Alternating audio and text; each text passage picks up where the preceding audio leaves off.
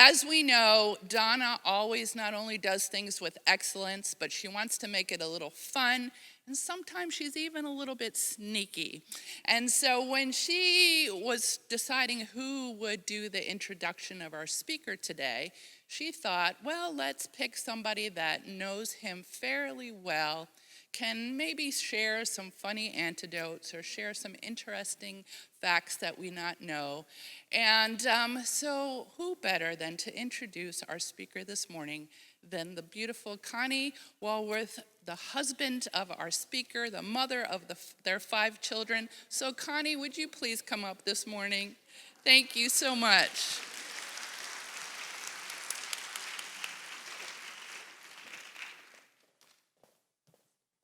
Be gentle. Good morning. I just wish I had one of those great silver and black bows for my hair. That's what I'm missing up here. Those were awesome. I know you probably know the typical resume introduction for Alan. Earned lots of advanced degrees, senior pastor of some really big churches, and then for the past 23 years, a consultant and coach for hundreds of churches across America. The former owner of a consulting company for which he still works, in addition to serving as teaching pastor here. Blah, blah, blah. Blah. Instead of that resume, I'd like to introduce you to the Alan I know and love. Here's what I think you should know about Alan. Watch out. He is really smart. In fact, one of the things I love the most about Alan is his quick mind. Do you know that he was the valedictorian of his high school class? I do tease him all the time about that because he's from a really small high school, a really small Alabama town. And so I don't think that's that impressive. There are only about 100 people in his graduating class. But to be fair, he was also the valedictorian of his college graduating class with over 1,500 members in it. You know, that's pretty impressive, but don't tell him I said so. He is a little weird. He doesn't drink coffee in the morning, but he doesn't leave the house unless he's worked a crossword puzzle. He loves words. Can you tell? He is left-handed, but plays all his sports right-handed. Golf, tennis, baseball. That's a little weird, right? But he's still a southpaw. He usually keeps his emotions in check, but he cries at movies very easily. It's true. He's generally funny and fun to live with. People ask me all the time if the pulpit persona we see is the same guy at home when no one is there but the two of us. And I can tell you this, it is. He's the same witty, always entertaining person at home that you all see at church. I am very lucky to live with such a fun and funny person. Every day he has a sparkle in his eye and always translates that into laughter. Needless to say, we have a blast at our house. You should also see him making up all kinds of silly games for our grandchildren. He is definitely the fun pop. He loves his church. He loves his job at First Church. What a surprise and delight it was when Doug asked us to consider joining the pastoral staff 5 years ago. After a couple of decades traveling the country, consulting with churches, Alan is so happy to be back on a staff, preaching and teaching within the context of ever-deepening relationships in a congregation we both love. In the summers when we are in Dallas to be close to our family, Alan spends a lot of time thinking about you, planning sermons, teaching sessions for the coming season. No matter where he is, I think he leaves a part of his heart here with you.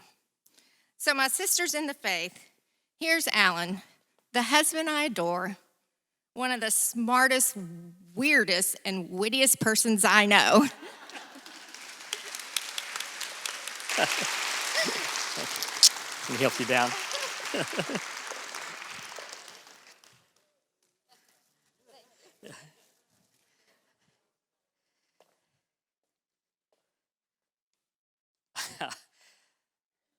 I'm so humbled and thankful for what you said, Connie, and equally thankful for what you did not say that you could have.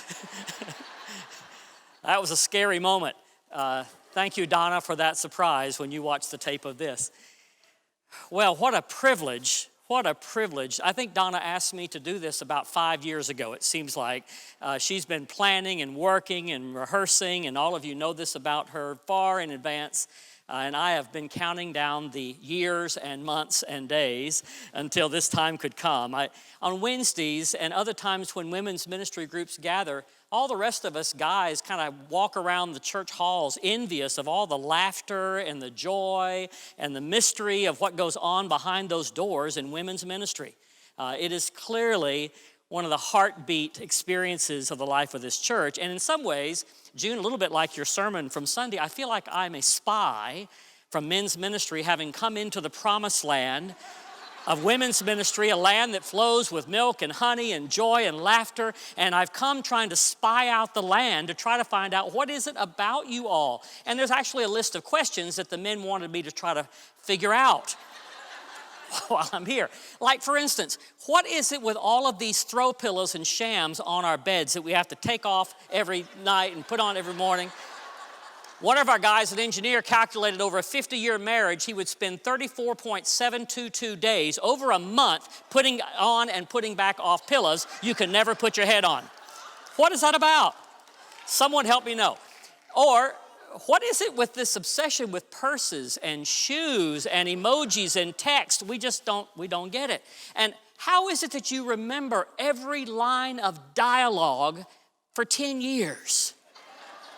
You ask us what we talked about on the golf course, and we really don't know anything more than nothing much. That's really it. When you ask us, what are you thinking about, and we say nothing, it's because there really is nothing there. We're not holding back from you. Men have this capacity like a Nixon White House tape to just erase it all. We have a big hole in our brain that says nothing. Whereas if we ask you, are you okay? And you say fine, you're never fine when you say that. So we're confused. And how do you know what we're thinking all the time? Anyway, any help you can give me about that as I go back to the guys out in the wilderness, we'd be glad to know it. So I've been looking forward to being with you in so many, many ways. Quite frankly, I'm grateful to be a part of a church that has a vibrant women's ministry. Aren't you? I'm just so grateful for that. Every church that's worth its salt has a vibrant women's ministry, whether they admit it or not. It's the only thing that keeps them going. I was consulting in a church once that actually had a sign out front that said all male leadership. That was one of their big neon sign things. And there was a sign posted over the sanctuary door as you walked in that said, no women will speak past this point. Needless to say, it was a very small church. But I'm grateful, and people differ on this, but I'm grateful to be a part of a church where women have voice, where women have minds, where women have spirit and soul and service, where they're gifted and called by God and allowed to express those gifts in honor to God. I'm grateful that a woman can be an elder and a deacon and a pastor here. I'm grateful for that. I didn't grow up in a church like that, but I'm grateful I'm in one now. I really am. And I'm thankful for that. I'm so thankful because the richness of how God blesses you and calls you forth and sends you forth is part of the most magnificent aspect, I think, of the life of this great church. So I've longed to be here with you. And actually, I grew up in a family, kind of like a herd of elephants, that was matriarchal. So we had but my grandmother, Mama, was the leader of our family in many ways because her husband, who sang music in the little church when he wasn't drunk, but that wasn't very often, and he ultimately was killed, anyway, a terrible thing. And she was expecting her 9th child at the time of his death. She was 36. When they came to try to collect on some of his old debts, she met them at the door with a shotgun. Surrounded by 1 child here and 8 children here, orbiting around her like planets around a sun. In her older age, all those kids, one of which was my mother, gravitated back to live within a few miles of Mama's house. She never moved from the same house. And they lived around her like planets orbiting a sun. And now she's buried in the cemetery of Welcome Hill Baptist Church, and one by one, my mother's still living, but she's the last, next to the last of the 9, and they're all buried around her like planets orbiting the sun.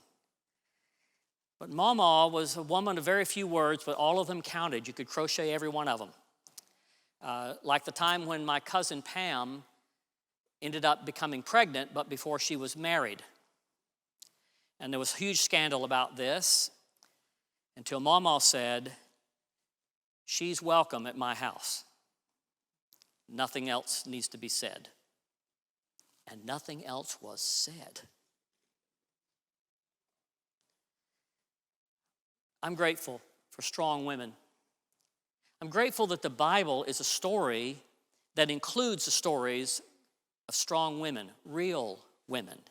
And especially remarkable because the Bible is written in an era that was very patriarchal, very male-dominated, and yet the Bible has remarkable balance about stories that include and are about and treat women not as kind of two-dimensional figures, but with real depth and richness. And I want to talk about one of those stories this morning while we're here. It's a story where there aren't any men present at the time. The Bible, the Gospel of Luke especially, the Christmas story begins, of course, you know, there's Mary and Joseph, but actually before them, there's Zechariah and Elizabeth. And later, when the baby Jesus is presented at 8 days old, there's going to be Simeon and Anna. So there are these balanced couples, the way Luke tells the Christmas story, the first couple chapters. But we're going to focus today on a moment where 2 of those women characters find each other.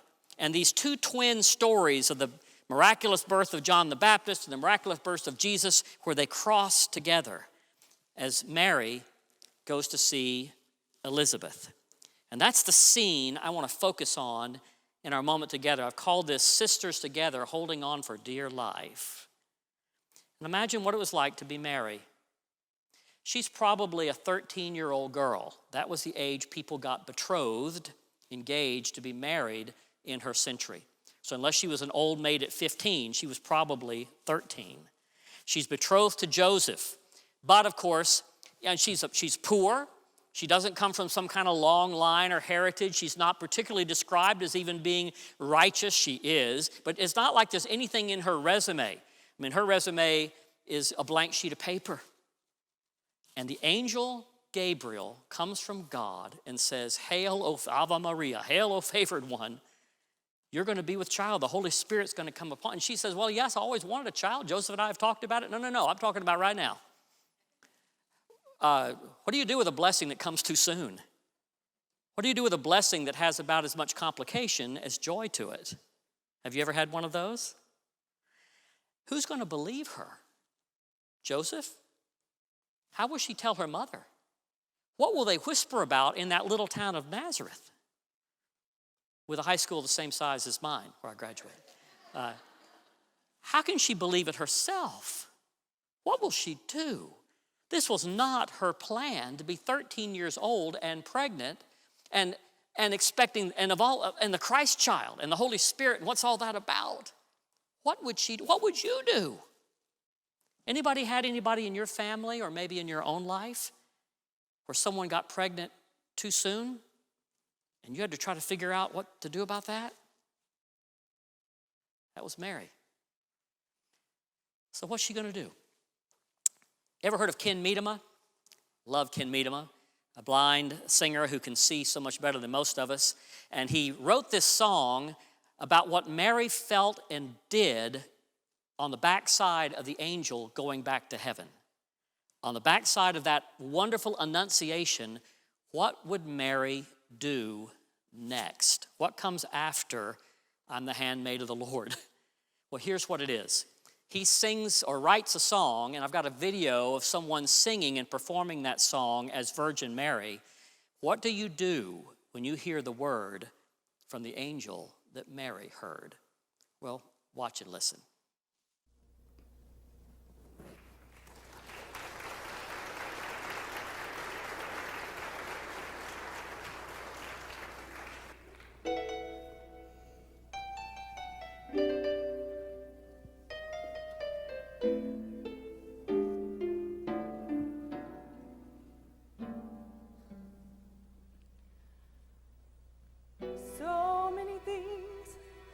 happening to me that I don't understand. Visions of angels, a baby named Jesus, it's not what I planned. Plans I had made are like a bird's nest blown down in the wind and the rain. And they're scattered like straw, and I can't quite tell where to find sameness again. Sameness again. I'll go tell Elizabeth. She'll understand. I'll go tell Elizabeth. She'll hold my hand. She'll understand.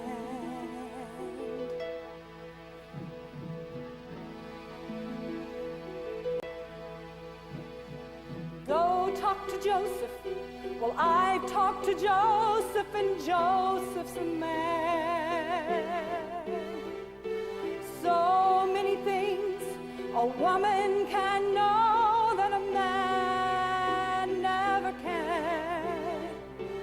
Joseph is practical, and Joseph is worried with things of his own. And sometimes talking to Joseph is no better than being alone. Oh, being alone. I'll go tell Elizabeth. She'll understand. I'll go tell Elizabeth. She'll hold my hand. She'll understand.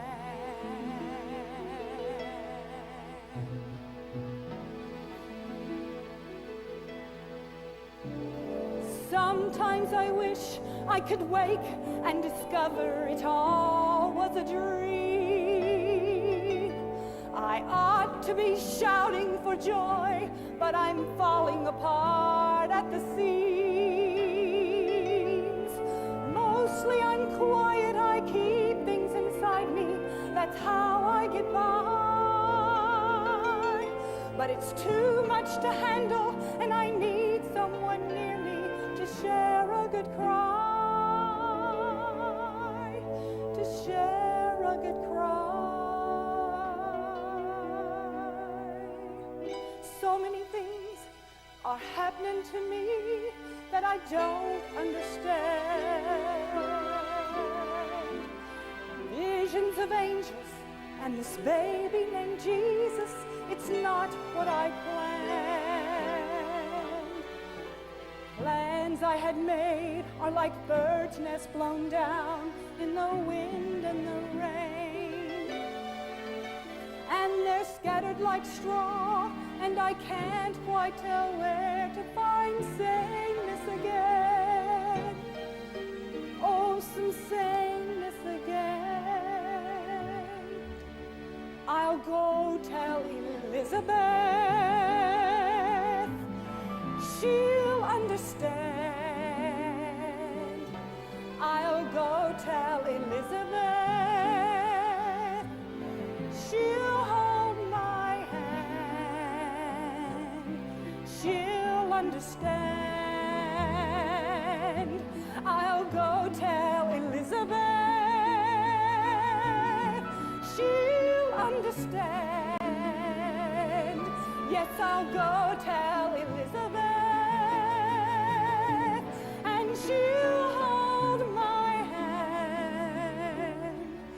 She'll understand.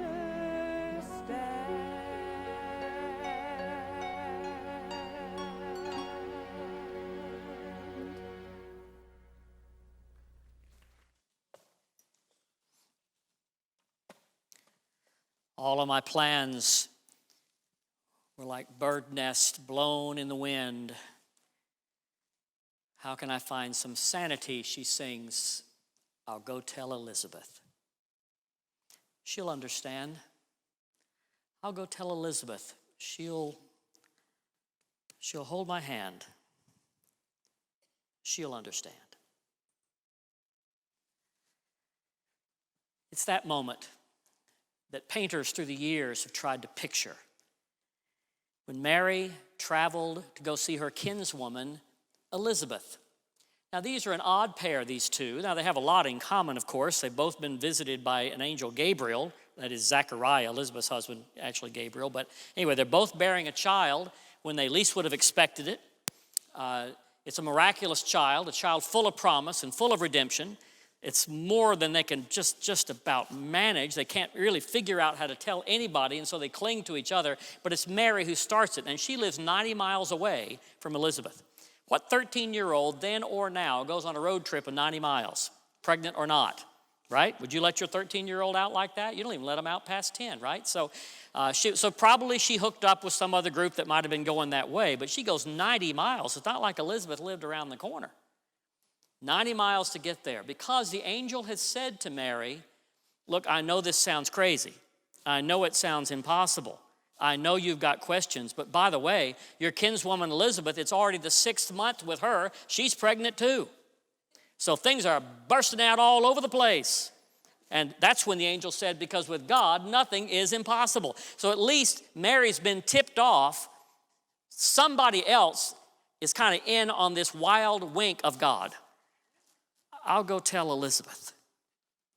She doesn't know exactly how Elizabeth will receive her or if she'll receive her. By the way, she's leaving Joseph.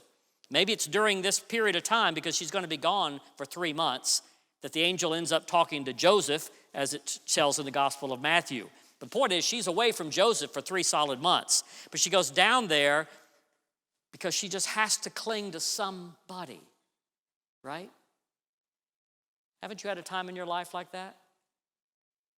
And I hope you had fathers who adored you, treated you like a princess, that you could call them daddy to the very last day of their life. I hope you had brothers that you could pal around with, knock around with, who would threaten to beat up your boyfriends if they didn't treat you right. I hope you had teachers and coaches who challenged you and encouraged you and taught you, male persons in your life that you respected, but some of you didn't have any or all of those things. At the very least, or the very most, what I hope all of you have is that you had an Elizabeth. Would you think for a moment of who the people have been, the women in your life? Mothers, grandmothers, coaches, teachers, perhaps, Sunday school teachers, pastors maybe. Who were the good friends, college roommates, a daughter-in-law that you didn't like at first and you ended up liking a lot? A neighbor who lived in a different part of the country and now you can't imagine life apart from them? Who have been the Elizabeths in your life, the people that when you were hurting or when you had a joy to share or a tear to share, they could bear it? Who held you? Or who would you run to if your plans were like a bird nest blown in the wind? Have you had an Elizabeth? Has everybody had one? Are you thinking about them? Maybe more than one? Would you thank God for that person in your life? And would you think about how happy it would make them feel that you thought of them right now? So Mary said, I got to go see Elizabeth. So here's the text, just a few verses in Luke chapter 1. Verse 39. At that time, Mary got ready and hurried to a town in the hill country of Judea. When she entered Zechariah's home, and she greeted Elizabeth. When Elizabeth heard Mary's greeting, the baby leaped in her womb. That is John the Baptist on his way. And Elizabeth was filled with the Holy Spirit. In a loud voice, she exclaimed, "Blessed are you among women, and blessed is the child you will bear. But why would I be so favored that the mother of my Lord should come to me? As soon as the sound of your greeting reached my ears, the baby in my womb leaped for joy. Blessed is she who has believed that what the Lord has said to her will be accomplished. And then Mary sings the Magnificat. My soul glorifies the Lord, and my spirit rejoices in God my Savior, for he has been mindful of the humble state of his servant, and from now on all generations will call me blessed, for the Mighty One has done great things for me. Holy is his name. So next to the Annunciation, this is one of the images that through Christian art scattered around cathedrals all over the place. This visitation, it's called, when Mary went to greet Elizabeth. And you see one of them right here, just from 100 or so years ago. That's the way you typically see it. But by the way, they look like they're almost the same age, right? Look like they're both college sophomores or something. So that's probably not, but that's the way we often picture it. Also, by the way, most of the paintings paint Mary and Elizabeth as if it looks like girls or women who live just down the street. That is, if you lived in Europe, they look European. If you're in Africa, they looked African. But anyways, that's an interesting one. Then here's another one. This is actually a much more famous picture, that's through the years. And what I like about this one is it does a good job depicting the age difference between the two. By the way, we don't exactly know how old Elizabeth was. When it says old, she might have been in her 30s or 40s. Pretty sobering, because in that day, that was often about the time that people gave up on thinking they'd ever have a child. Even today, a 35-year-old is considered a geriatric pregnancy. Who knew? But a lot of times women didn't live until 50 in those days. But I've always imagined Elizabeth being a lot older, didn't you? And that's always what I've imagined. It's more like the Abram-Sarah kind of story is always how, and although Matthew quotes Bible right and left when he tells the Christmas story, Luke doesn't quote Bible, he just paints with the brush of the Old Testament. Because the Zachariah-Elizabeth story is exactly the colors of the Abraham-Sarah story. So I've always imagined her looking kind of like that. Or here's another. I like this because the two of them look more Palestinian. That's probably getting a little bit closer, but I love the joy of all of that. Or here's another, more of an African kind of theme. And for us white folk, we'd do well to remember they probably looked darker than we do. Or here's another one, famous one. This is from Giotto. Giotto was the kind of father of modern European art. He painted this in 1305. It's up in the Scavenia Chapel in Padua, Italy. But what was different about this artist is that he, unlike the medieval or Byzantine painters before him, he painted characters that had more of a 3D look instead of just flat, and that conveyed emotion. And that was the beginning of a new era in painting. And so you see Elizabeth older somewhat, but bent over, maybe because she's 6 months pregnant. That's part of it.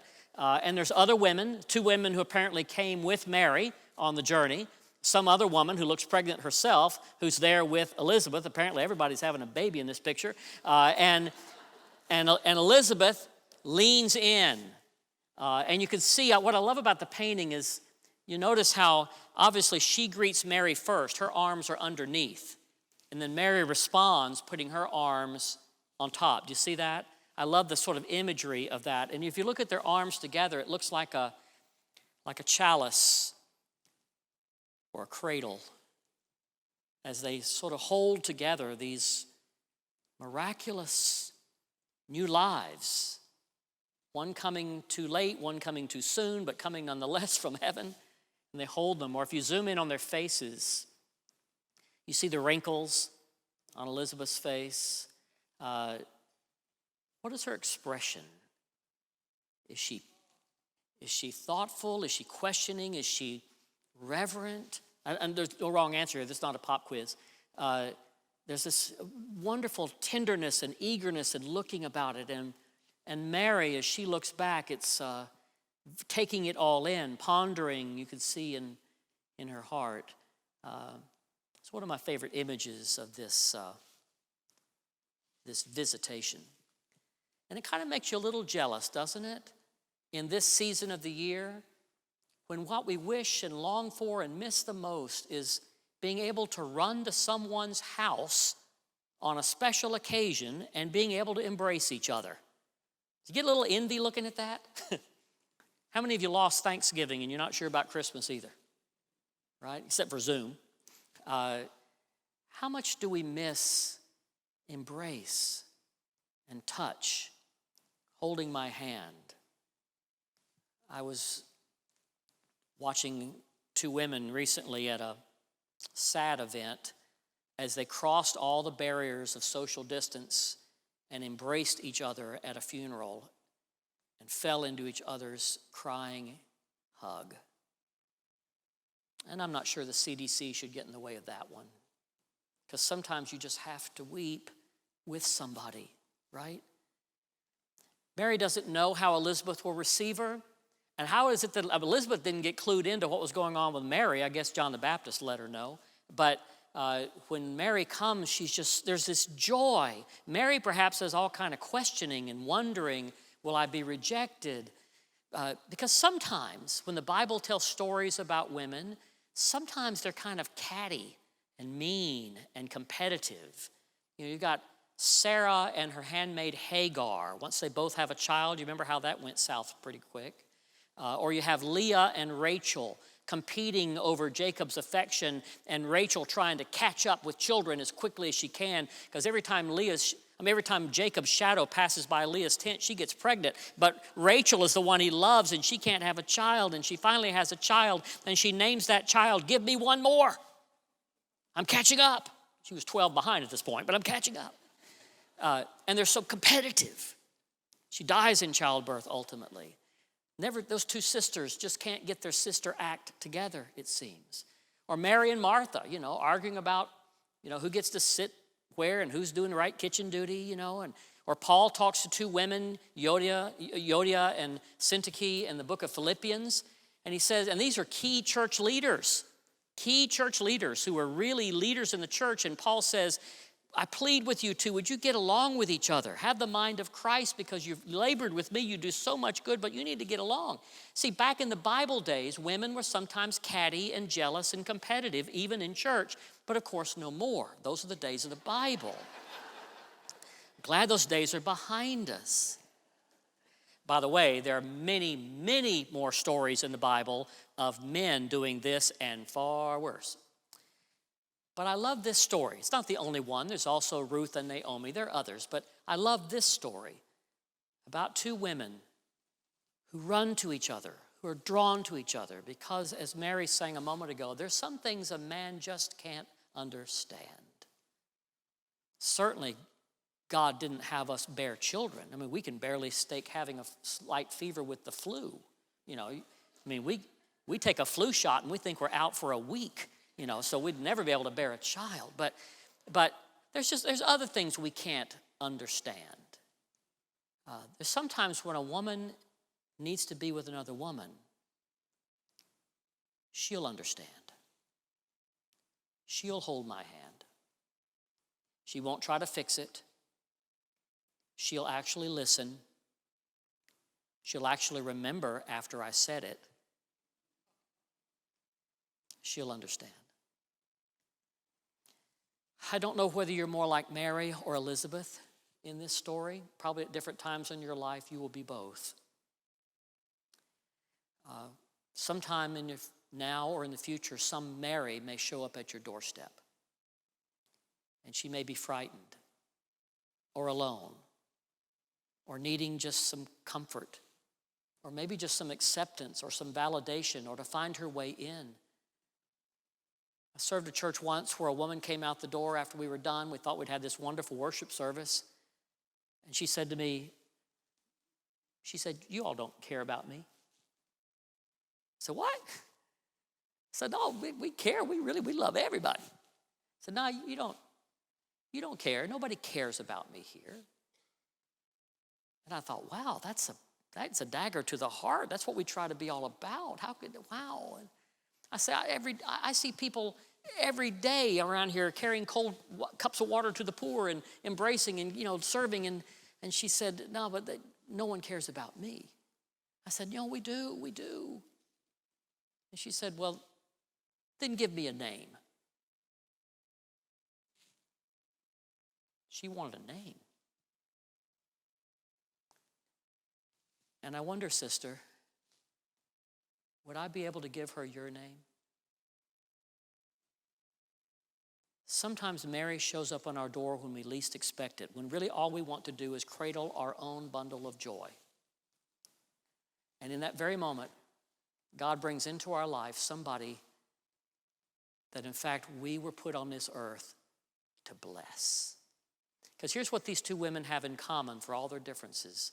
They've both been singled out by God and chosen. I mean, what do those engagement rings mean? He chose me, he chose me. But to be chosen by God, to be blessed by God, by whatever it is you are blessed to be able to do, is wonderful, joyous, challenging, and mostly good.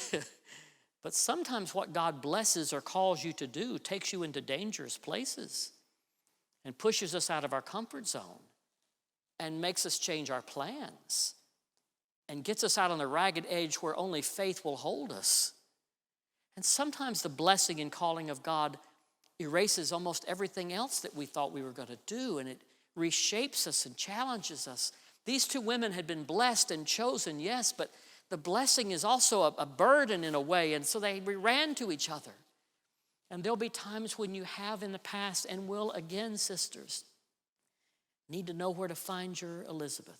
Because what about if Elizabeth had done this? What about if Elizabeth had said, all right, now wait a minute. Zechariah and I are both from the priestly line of Aaron. Back in Luke 1, they go all the way back to the Mayflower of the priesthood.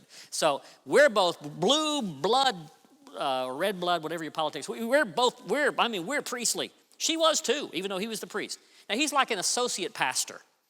So he's not the high priest, but they sort of rotated, kind of like we do. They rotated in and had a period of time when they would get to serve, and then they'd go back to being kind of like a bivocational. But the point is, all of his life he'd been a priest, and they were both righteous, and they upheld all the rules. And it says that she was righteous and blameless, as was Zechariah. And you know, for years she would have prayed to have a child. In those days, the stigma was, if you didn't have a child, the woman was considered barren. What an odd irony. The truth is, we know medically now it is just as often the man who's the one who's not, but anyway, it was always the woman's fault in that day, knowing as little as they knew about medicine, of course. And that was such a hard thing for her to bear. And she would have prayed, Lord, like Hannah in the Old Testament, I'd give the child back to you if you could just give us a child. How long did she pray that prayer? And then maybe she went from praying to pleading. Maybe she went to faith healers and charlatans and held her hand up to the TV set. I don't know what she might have done. But eventually there comes a time that you have to learn to live with an unanswered prayer too, right? And maybe she eventually thought in her maturity, I guess I'm past expecting that. I need to learn to refocus. If I can endure God's silences, I guess I can endure anything. And at least I have Zechariah. At least we have each other. And now I'm old. I'm 35. Now I'm old. I've actually gotten to live into old age. Maybe she's 85. I don't know what she is. But after all of that, she could have said when Mary came at 13 years old with not a wrinkle on her face, maybe a little acne, but basically a smooth face, flat tummy, because Mary's not showing yet, no swollen ankles. She doesn't have to wear sensible shoes. She can travel for 90 miles and still be fresh, And Elizabeth could have been thinking, I sort of envy you your youth. She could have been thinking, if anybody deserved to bear the Christ child, you'd think it'd be Zechariah and me. We're blue blood priests. Who are you? You're just a poor girl who doesn't come from anywhere. She could have tried to take away or invalidate Mary's blessing. She could have overlooked and forgotten how blessed she was in her competitiveness, right? But that's not what she did. Not only did she help pass the blessing to another, she even instantly aware by the Holy Spirit was aware that this child and this young woman would actually be the nameplate. My child and I will be more the footnote, the opening act, but we'll never be the headliners. And rather than being all protective about her child, she celebrated that and didn't think that took away from her blessing. If God gives you a chance to be an Elizabeth one day, remember this, sisters. You give the gift out of the fullness of how you have been blessed. And somebody else's blessing doesn't diminish yours any more than sharing your candlelight at a Christmas Eve service diminishes your candle. I'll go tell Elizabeth, Mary said. And the two of them hugged and cried and laughed and told stories about angels. And Elizabeth is 6 months along. Mary's just starting. It says that Mary stayed another 3 months, all the way until the birth of John. What do you think they did and talked about during those 3 months? That last trimester for Elizabeth, that first trimester for Mary? What do you think they talked about? What do you think they did? Can't go wrong here because the Bible doesn't say, so this is not a trick question. What do you think? They prayed. You ever spent any time? You remember if you were pregnant? Were you ever around another pregnant person? You compared notes, rubbed each other's feet, tried to remember what you heard about in Lama's class. If one of you was a little further along, you said, "Okay, here's what it's like at the 5th month." Guess what? Or you'll get through the morning sickness. It doesn't last forever, right? They're probably sharing wisdom. That's probably part of it. But the point is, this is things men will never understand. This is when you need an Elizabeth. Now get out of the child. This is just a metaphor for childbirth. What about if it's what's it like to go through the loss of a husband? Sometimes you have to find an Elizabeth whose tears dot the same dusty soil that you're now on, right? I'll go tell Elizabeth because she'll understand. What about if it was moving to a new place, jerked up by the roots from all that you knew and loved just because your husband loved to play golf all winter long? I'll never make a new friend there. Never been in a church that big, they're probably not friendly. Never been Presbyterian, don't even know what that means. I want a snow white Christmas, I'll never make another friend. And then you found one, right? Maybe it's the diagnosis of the cancer, taking you on a journey. Talk about feeling out of sorts with your body, like Mary and Elizabeth suddenly felt. And now you're on a journey, you're a stranger to your own body, and you don't know where this is going. Friends, why don't we have grief support groups? Why don't we have divorce recovery groups? Why don't we have AA? Why do we have all of these ministries that are designed to help Mary and Elizabeth find each other? None of us were designed to go through it on our own. And this is the good news. This is what I love in this little vignette, is God blesses. The blessing often changes everything. But you don't get blessed all by yourself. You get to be blessed in a community where you find other blessing around you. And it's in that community. I know social distancing isn't social any more than civil wars are civil. But even in a weird time like this, because the truth is, Elizabeth had self-quarantined for 5 months. That's longer than 14 days. She doesn't know, and she's and Mary is kind of running away from everything. But somehow, in the goodness of God, they found each other.